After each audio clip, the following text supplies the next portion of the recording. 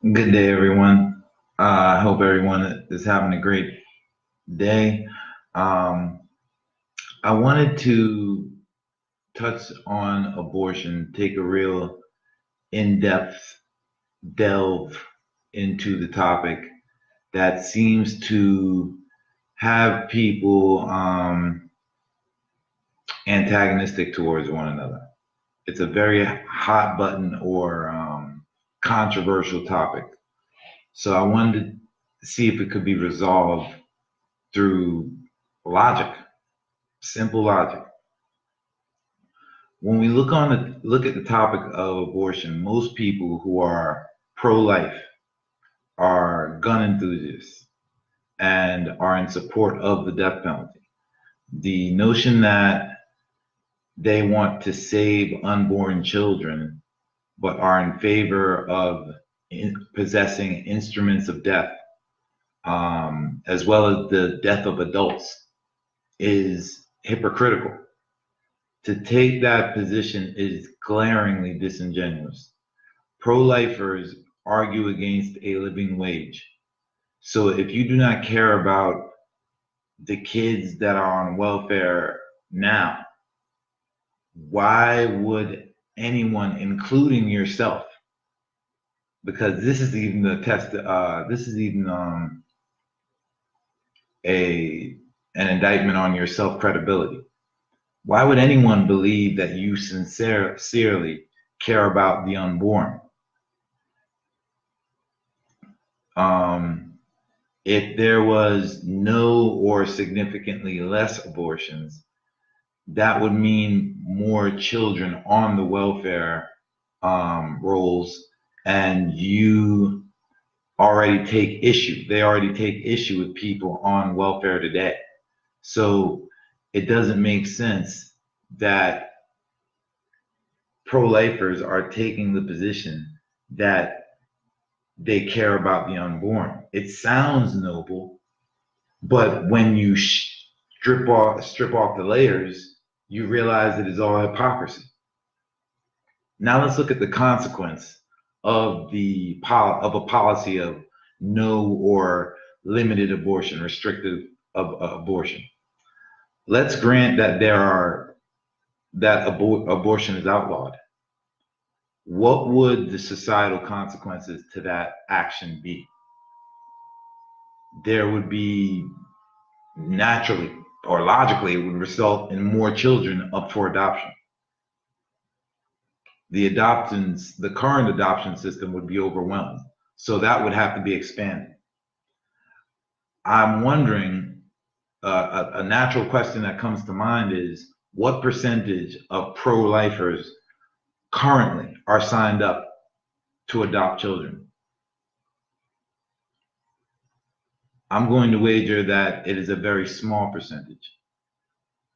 Limited abortion or curtailed abortion will result in more kids growing up in the state system, which is essentially a prison pipeline, as if we don't already fail enough people in society at present. Banning abortion will keep the justice system and prisons as a viable enterprise well into the future, or viable enterprises well on into the future. More people to put on death row, and more people to notoriously make the news and entertain us. So the next question that would come to mind is, why? Why would pro-lifers and pro-life politicians take such a stance? The current president, his voters are going to vote for him regardless if he essentially banned abortion or not. He didn't have to do that in his current term. So the question is, why? Because he already has a very loyal following. So why do that? Why take such a policy? Why enact such a policy? And why do it now? It is possible that this is a business move. In fact, I'm I'm saying it's a very strong likelihood that it is a business move. Restricting abortion in a democracy can function to keep the population young, as well as increase the number of the overall population. It is a forced baby boom. We always hear about baby booms, but no one's never ever decided to think, what about if some nation states enacted forced baby booms without us even realizing? So it is a clever way to keep the population young, unlike what I think China is facing right now, and an aging population, they call it. So they have to find a way to get their population young again, or so-called young again. And whenever a state feels like the population has gotten too young, then you reverse policy and enact abortion again. Maybe put a Democrat in office by then, right around that time. So they have things like this down to a science. So don't think it's beyond them. Remember, this country used to practice eugenics. I mean, with the amount of idiots running around currently, as if we need to multiply that. We're in like a controlled chaos. That's what I see swirling around me as I look at the political landscape, what we as the population has to ingest for entertainment and information, as well as a faulty education system, and our need to feed the beast known as our military industrial complex, as well as the insatiable appetites of the parasitic rich or wealthy, the super wealthy. It's resulted in the country being shortbus, not just on the wealthy and the political class inflicting the rest of us with a vacuous state of mind, where we're just being made to function on, I want to say, we're like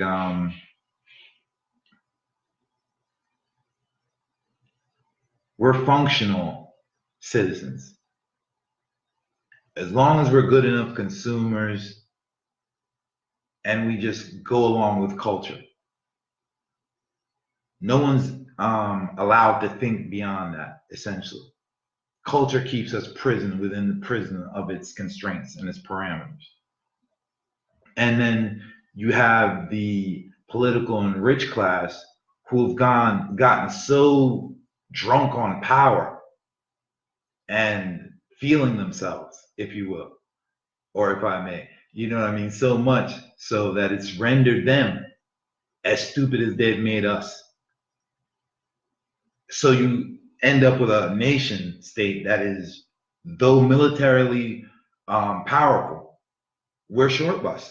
There is no way around it.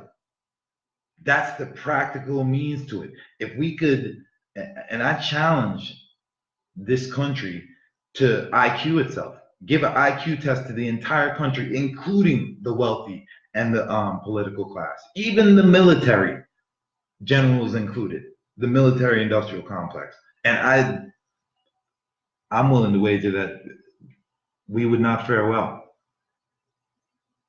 if this test is objective and not slanted towards us. So we would have to grade it on a curve in order to have a decent score, if you ask me. But that's all I have on this topic of abortion. Enjoy the rest of the day.